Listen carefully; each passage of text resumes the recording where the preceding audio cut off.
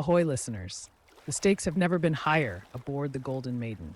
In this thrilling chapter of storms, steel, and shadows, Tavish One Eye McTavish inches closer to uncovering the truth behind the sabotage. With tensions boiling over, the crew's loyalties are put to the test, and the danger lurking within grows more deadly. As Tavish faces threats both on deck and below, can he trust anyone, or is betrayal closer than he ever imagined?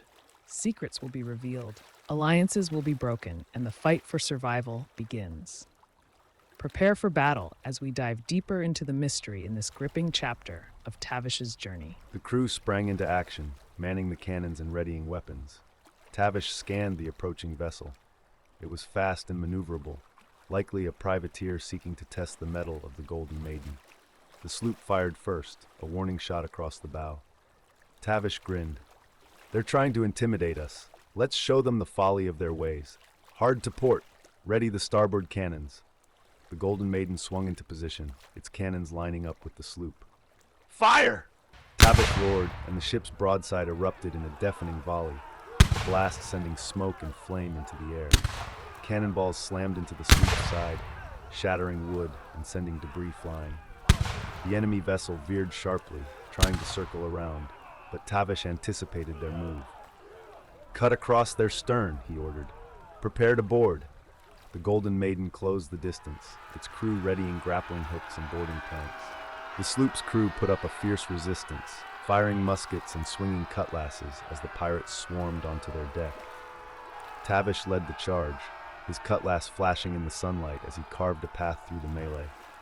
Dougal fought beside him, his axe cleaving through enemy lines with brutal efficiency.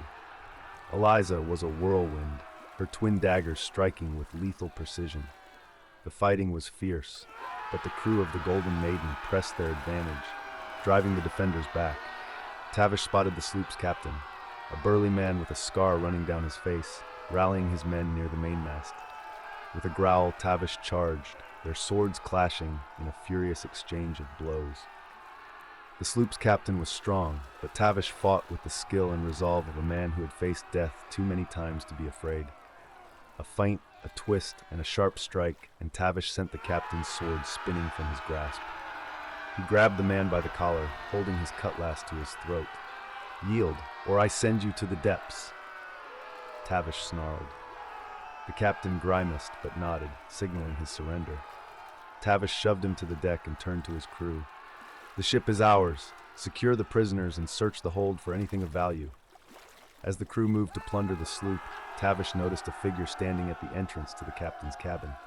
It was Isabella, her eyes fixed on the aftermath of the battle, a flicker of something unreadable crossing her face.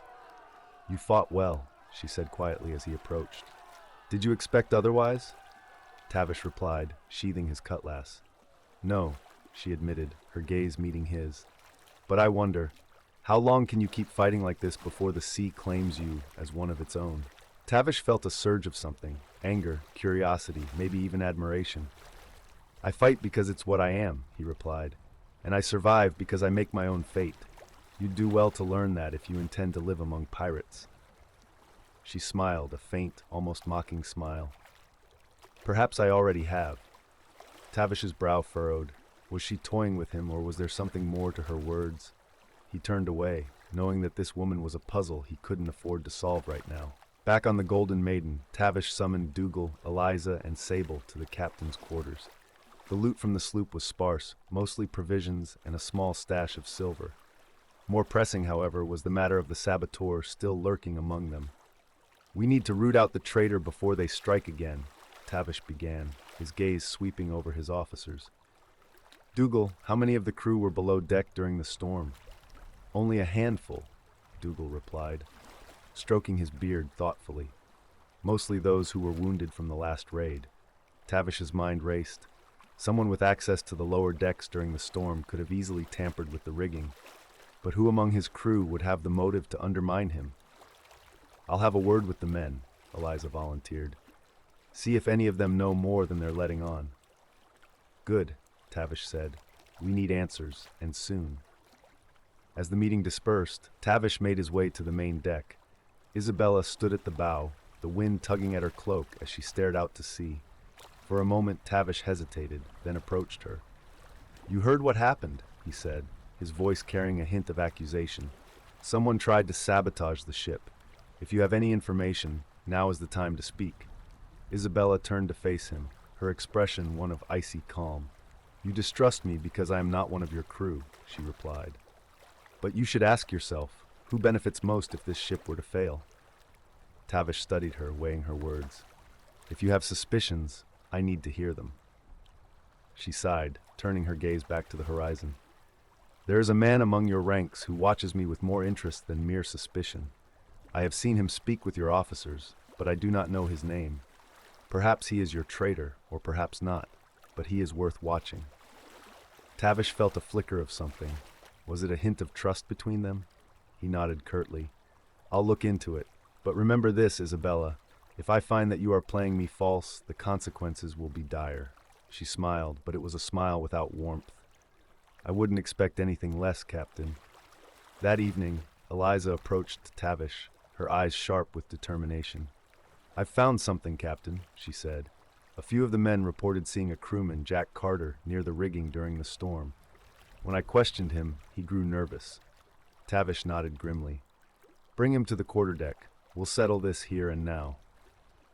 The crew gathered as Jack Carter was dragged to the quarterdeck, his face pale and eyes darting nervously.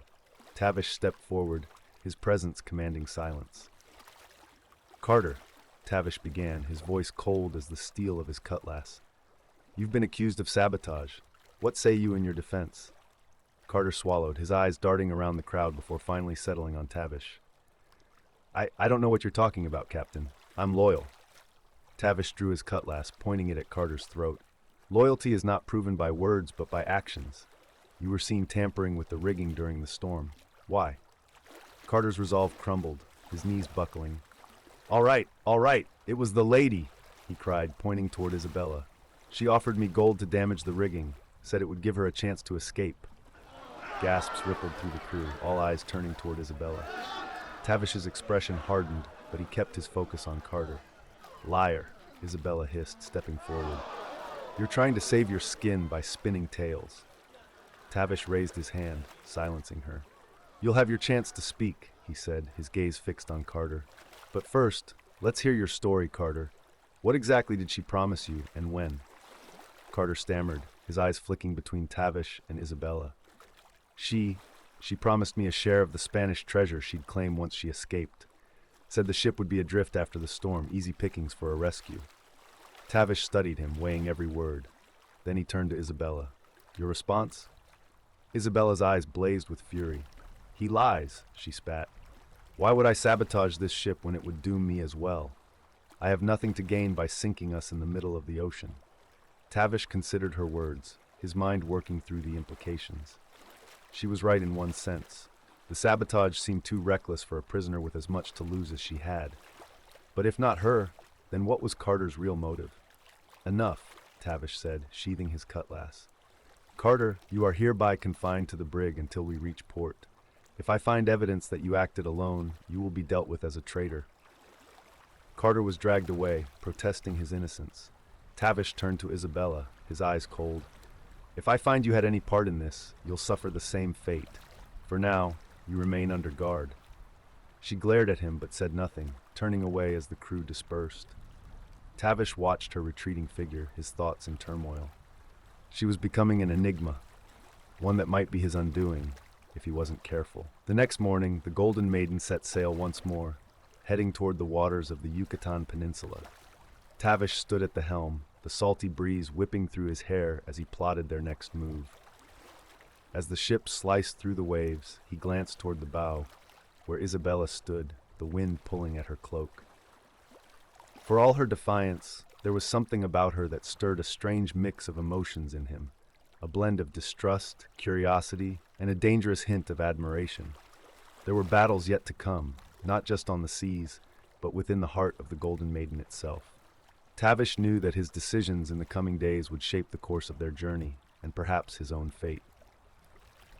With a deep breath, he turned his gaze forward. The horizon stretched endlessly ahead, a canvas of possibilities. Whatever lay beyond, he would face it as he always had, fearless, cunning, and ready for whatever storm fate sent his way. And so, the Golden Maiden sails on, but danger still lurks beneath the surface. Tavish One Eye McTavish has rooted out a saboteur, but questions remain. Who can truly be trusted? And what of Isabella, the mysterious woman whose presence on the ship has stirred both suspicion and something more? The winds of fate are shifting, and Tavish will need every ounce of cunning to survive the storms ahead. What do you think? Was Tavish right to trust his instincts, or should he be more wary of Isabella and his crew? Share your thoughts in the comments below. Your ideas and theories might just shape the next chapter in this saga. If you enjoyed today's adventure, don't forget to give this video a thumbs up. It helps support the channel and brings more swashbuckling stories to life. And make sure you're subscribed with the notification bell on, because there are many more battles, betrayals, and treasures waiting in Tavish's future. Until next time, may your sails be full and your compass true. Farewell for now.